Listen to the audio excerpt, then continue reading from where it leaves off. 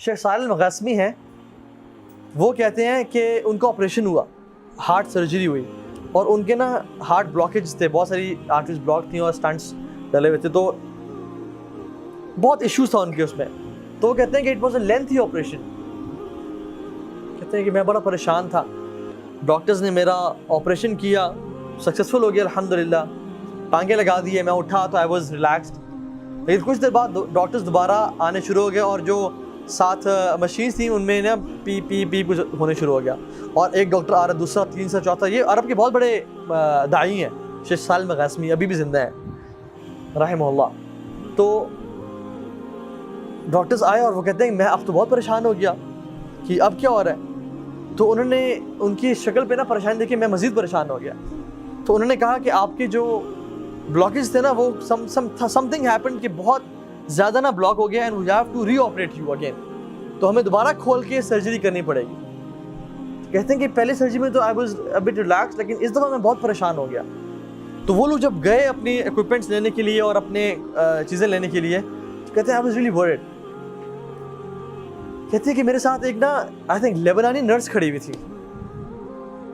وہ مجھے کہتی ہے کہ یا صالح صلی علی محمد,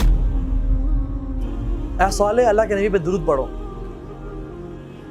اور کہتے ہیں کہ میں اللہ کے نبی پہ درود پڑھنا شروع ہو گیا اس یقین کے ساتھ کہ اللہ کے نبی نے فرمایا کہ اگر تم مجھ پہ درود پڑھو گے تمہارے ساری پریشانیاں ختم ہو جائیں گی اور تمہاری ساری مشکلات کا حل نکل آئے گا.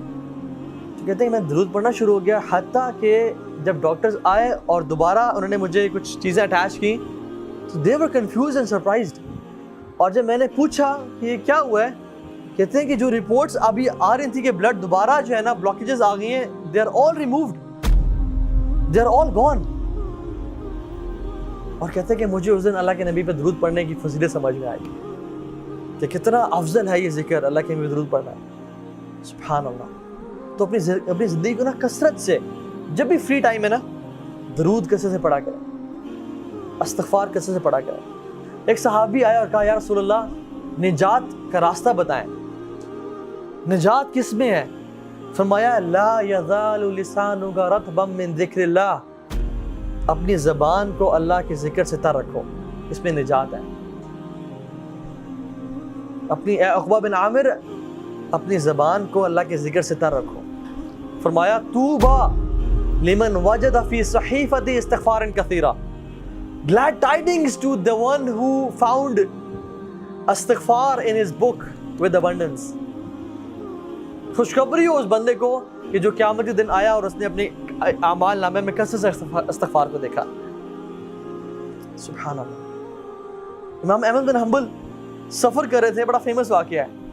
سفر کر رہے تھے, رات لیٹ ہو گئی, مسجد میں اجازت ہے کہ میں رات یہاں رہ لوں, تو انہوں نے کہا نہیں آپ یہاں رات نہیں رہ سکتے. تو ایک نان بنانے والا گزر رہا تھا, تو میں نے کہا آپ کیوں بزرگ کو تنگ کریں, بزرگ آپ میرے پاس آئیں, بابا جی میرے گھر رہ لیں. تو نے کہا ٹھیک ہے.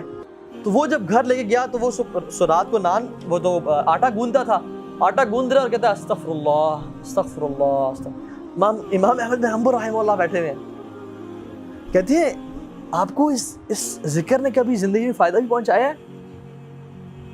تو انہوں نے کہا آپ کو میں کیا بتاؤں. تو وہ اپنے پوچھ لیا ہے, پہلے میں غریب تھا, فقیر تھا, جب سے میں ذکر یہ کرنا شروع ہوا ہوں مال اتنا ہے کہ سنبھالا نہیں جاتا مجھ سے, اور ہر دعا میری اللہ رب العالمین نے قبول کی ہے, بس ایک دعا جو رہ گئی ہے. کہتے ہیں وہ کیا؟ کہتے ہیں سنا ہے کہ امام احمد بن حنبل بڑے امام ہیں, ان سے ملاقات کا شوق ہے, وہ آج تک قبول نہیں ہوئی. امام احمد بن حنبل کہتے ہیں کہ وقد جررت الیک جرا, ایسے لگتا ہے کہ مجھے آپ کے پاس گھسیٹ کے لایا گیا ہے آپ سے ملاقات کروانے کے لیے. میں ہوں امام احمد بن حنبل. یہ ہے توبہ استغفار کے فائدے, یہ توبہ استغفار. کثرت سے استغفار پڑھا کریں زندگی میں. اللہ کے نبی اپنی ایک محفل میں, ایک سیٹنگ میں 70 سے 100 مرتبہ استغفار پڑھا کرتے تھے, ایک سیٹنگ میں. اور کثرت سے درود پڑھیں, کثرت سے درود پڑھا کریں.